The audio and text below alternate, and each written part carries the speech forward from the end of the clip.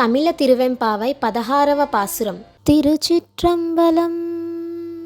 முன்னீ கடலை சூருக்கு எழுந்துடையாள் என்ன திகழ் தெம்மை ஆளுடையாள் கிட்டிடையின் மின்னி பொழிந்த எம்பிராட்டி திருவடி மேல் பொன்னும் சிலம்பில் சிலம்பி திருப்புருவம் என்ன சிலை குலவி நந்தமையாளுடையாள்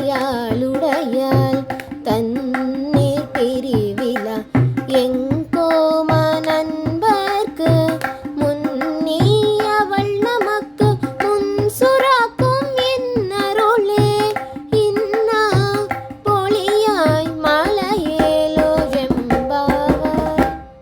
తెలుగు తిరువెంపావై 16వ పాసురం.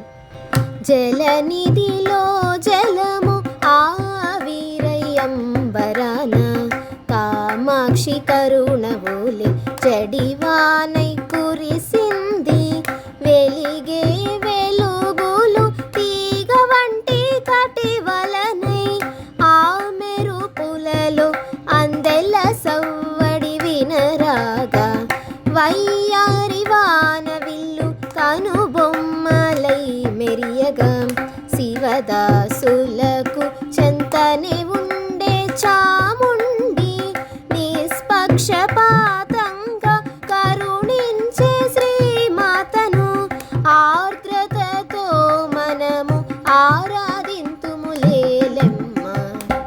16వ పాసురం భావం. ఎలాగైతే సముద్రంలోని నీరు ఆవిరిగా మారి ఆకాశాన్ని చేరి వర్షం కురిపిస్తుందో అలాగే జగన్మాత అయిన లలితాదేవి తన కరుణని మనందరిపై కురిపిస్తుందట.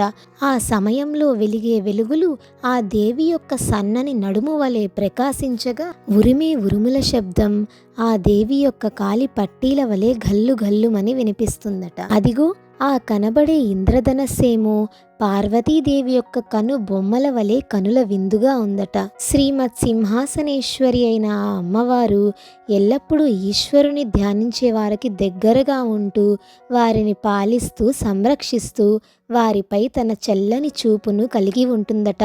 ఓ చలి, లేచి నువ్వు కూడా వర్షం ఎలాగైతే భేదం లేకుండా సమానంగా అన్ని స్థలాల్లో కురుస్తుందో అలా మనందరిపై తన దయను సమానంగా ఉంచే తల్లి గురించి సిరులేల శ్రీలలిత నీ దయ ఉంటే చింతలేల నీవేమా చెంతని ఉంటే అంటూ గానం చేద్దాం రావమ్మా అని అర్థం. ధన్యవాదాలు.